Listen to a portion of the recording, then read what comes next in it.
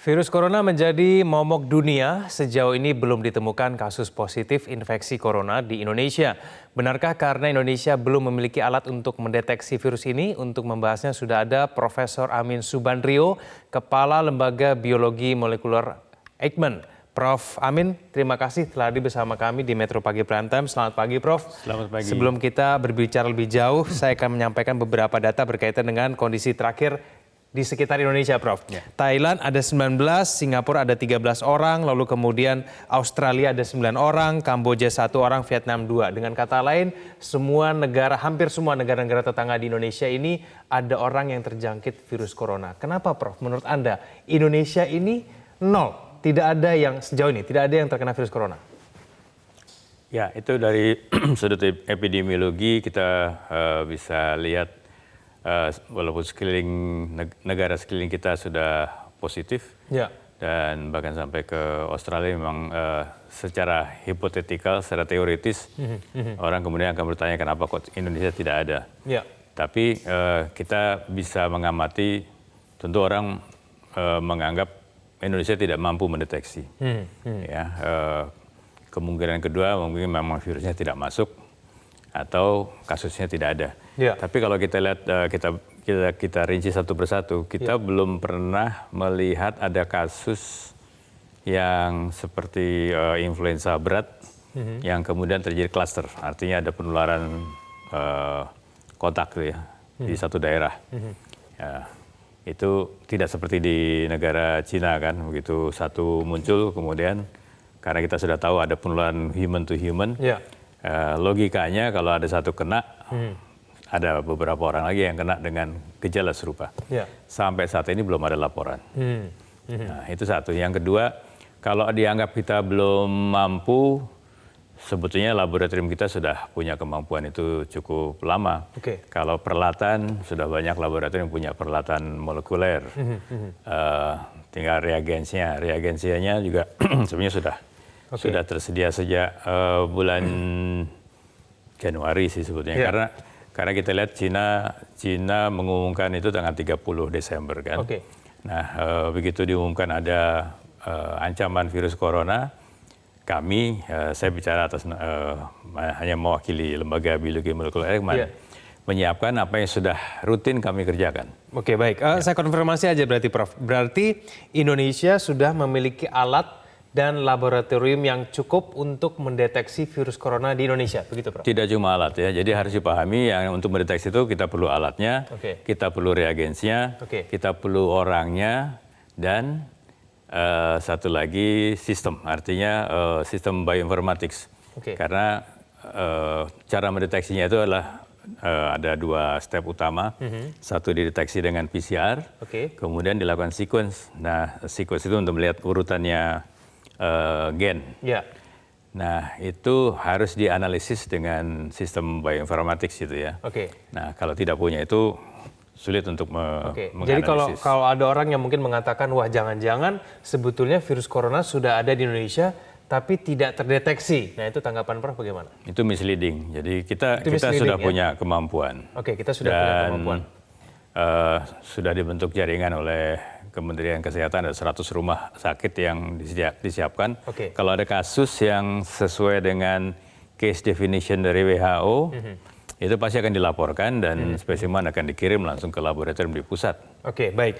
Prof, bagaimana dengan kemudian orang yang mungkin berkata dan juga beranalisa bahwa cuaca dan iklim dan mungkin juga berpengaruh kepada suhu, beberapa faktor ini kemudian menjadi salah satu faktor utama yang menyebabkan bahwa virus corona tidak ada di Indonesia, tidak sampai di Indonesia? Virus corona ini termasuk yang memang tidak bisa bertahan lama di lingkungan luar. Ya, artinya tidak seperti virus hepatitis misalnya, dia bisa bertahan di darah kering cukup lama. Tapi kalau virus corona ini di permukaan mungkin hanya beberapa jam atau tidak terlalu lama. Ya. Tapi bahwa dia kemudian akan mati karena matahari di Indonesia atau karena kelembaban, kita belum punya data yang sahih. Karena Thailand juga sama seperti Indonesia, Singapura, Malaysia juga sama seperti Indonesia. Jadi faktor itu mungkin saja bisa, tetapi kita belum bisa menyatakan jadi gini, jangan mentang-mentang kita banyak matahari kemudian kita menjadi lengah ya. Oke. Jadi paling tidak itu belum bisa terkonfirmasi kebenarannya begitu ya, Prof ya, mengenai faktor cuaca, iklim dan juga mengenai suhu. Lalu menurut Prof sendiri, sebetulnya bagaimana kemudian masyarakat Indonesia menyikapi mengenai menyebarnya virus corona ini? Banyak kemudian yang sudah mulai panik nih Prof, mengenai virus corona ini. Banyak yang sudah mulai membeli masker dan kemudian langsung ada keluhan sedikit langsung datang ke rumah sakit atau seperti apa, bagaimana? Baik, jadi yang penting adalah kewaspadaan. Kewaspadaan, jadi bukan panik ya, tapi kewaspadaan, dan ini sifatnya harus kewaspadaan yang universal. Artinya bahwa kita mesti memahami gejala-gejala awal ya, dari penyakit ini. Yang kedua, bahwa kita harus mencegah infeksi, tentu tidak hanya terhadap coronavirus ini ya. Jadi pencegahan infeksi yang lainnya juga tetap harus dilakukan. Karena yang mengancam kita di luar kan cukup banyak di alam ini. Nah, kita harus terapkan yang tadi namanya universal precaution atau kewaspadaan universal. Tadi sudah singgung, salah satu adalah kita menjaga kebersihan.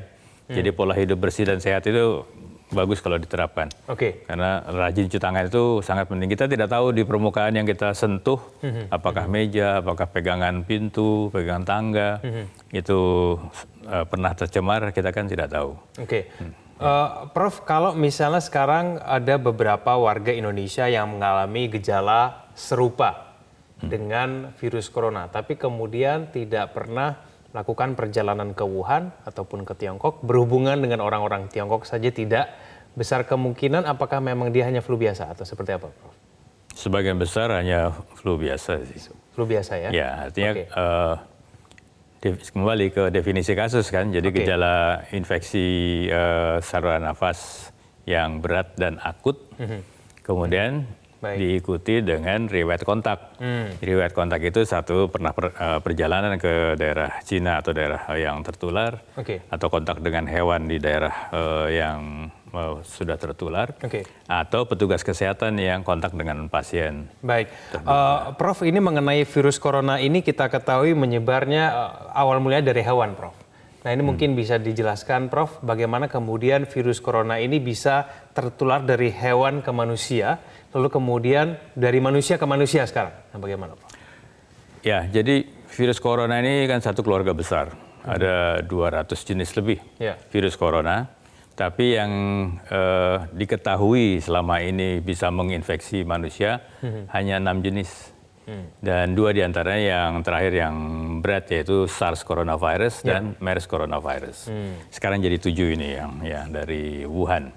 Yang baru ini ya? Yang baru. Nah, bagaimana virus dari hewan itu bisa kemudian menjadi virus manusia?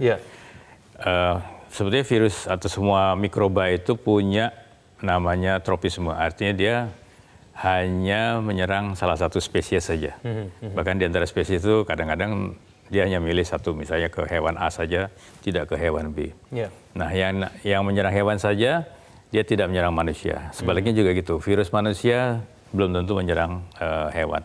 Tetapi kalau terjadi kontak yang erat antara manusia dengan hewan liar, misalnya yang menjadi reservoirnya virus corona hewan ya, itu karena terjadi pertukaran, jadi dari hewan pindah ke manusia, kemudian balik lagi ke hewan, atau virus dari manusia juga pindah ke hewan. Nah itu lama-lama terjadi evolusi, terjadi mutasi, artinya virus itu beradaptasi. Virus itu tidak punya niat untuk berbuat jahat sebetulnya, dia hanya ingin bertahan hidup. Baik. Prof, semoga kemudian informasi ini bisa membuat masyarakat lebih tenang dalam kemudian menyikapi merebaknya virus corona di berbagai negara. Dan semoga kemudian virus itu tidak sampai di Indonesia. Terima kasih, Prof, telah bergabung sama kami di Metro Pagi Pranto. Selamat pagi, Prof. Virus corona menjadi momok dunia. Sejauh ini belum ditemukan kasus positif infeksi corona di Indonesia. Benarkah karena Indonesia belum memiliki alat untuk mendeteksi virus ini? Untuk membahasnya sudah ada Profesor Amin Subandrio, Kepala Lembaga Biologi Molekuler Eijkman. Prof. Amin, terima kasih telah hadir bersama kami di Metro Pagi Prime Time. Selamat pagi, Prof. Selamat pagi. Sebelum kita berbicara lebih jauh, saya akan menyampaikan beberapa data berkaitan dengan kondisi terakhir